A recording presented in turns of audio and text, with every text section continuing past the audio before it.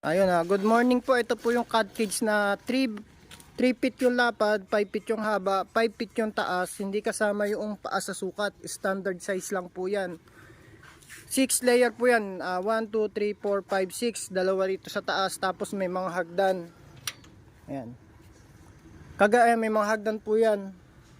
Kagandahan po rito, pwede po siyang i-fold. Napo-fold po yan. Ayan. Ayun po yung mga tornilyo niya. Ayan, napo-fold po yan. May mga cylindrical. Tapos sabitan ng trapal. Tapos ang yero po yan, hindi long span. Ay, hindi po liso, long span po ang yero niyan.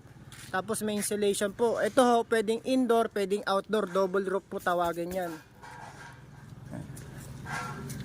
Tapos yung gulong po niya, 2.5 na mayroong lock. Okay na po.